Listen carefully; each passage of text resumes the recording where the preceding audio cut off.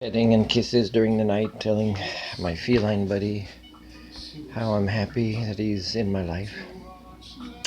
There was some younger people yelling, I must have been one or two was drunk maybe. I don't know if it's because it was check day yesterday for social assistance. I didn't go out and spend anything myself. What I want to spend on right now is a passport, right? And and I think I will maybe get a lawyer to try to settle one payment with the governments and institutions, and and maybe the government can get some back from the institutions when I deliver my data and say, you deal with it. I just want one payment so I can do a startup business in another country and never come here again.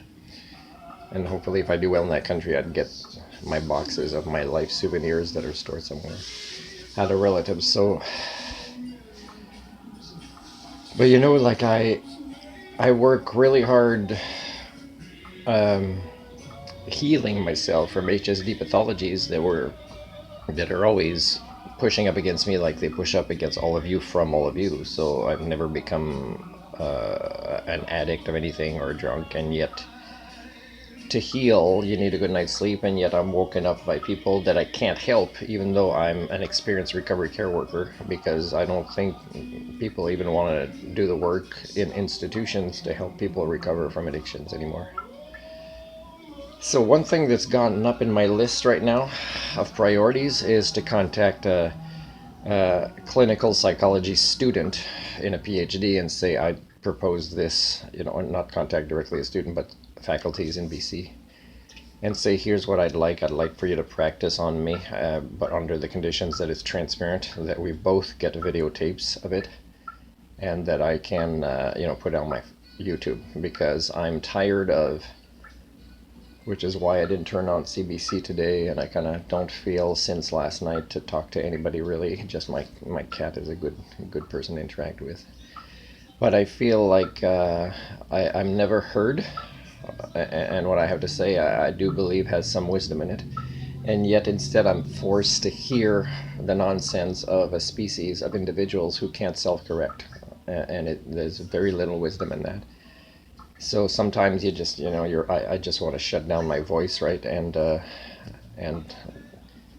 But also not hear others. So that's kind of what I feel like.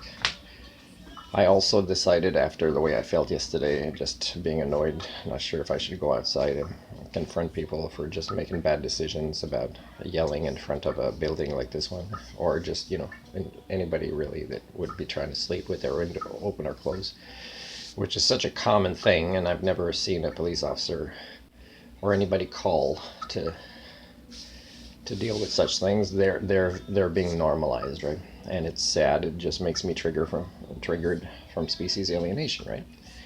So if I mentioned species alienation with this student, it'd be funny at some point. I would say, it'll be funny when you write about species alienation in your thesis, except you won't mention me as a co-author, even though I've written about it already. You'll mention me as, the patient or whatever, the case study, and I'll say, well, I just want counseling 101. I just want to be heard as me, and of course, you'll hear what it feels like to suffer from species alienation, because all of you suffer from HSD, and you don't even care to talk about it, much less cure yourselves of it, or much less not pass it on to your kids and loved ones and cultures and proto-societies. So I'll say, well, if you actually want to try to attempt to kind of treat me for species alienation, there's really one way to do it, is self-actualize into an Homo sapien, become like me. I won't feel so alone. The suffering will be so much less. But it means you'll be very, very disappointed with your own species for the rest of your life, because you will start to develop more human thinking tools, a good balance of different types of intelligence. You'll complete the maturation process to become, an adult, and your levels of sentience and sapience will increase, to really be an Homo sapien. Do you really want to do that? Because, you won't easily, let's say, open a a private practice or go work for other people, or and even the research you do, if you want to talk about species alienation, I don't think your career would advance very much. So you might become fascinated after what I would say would be a minimum of 10 appointments of at least an hour and a half, let's say, to do this project with me.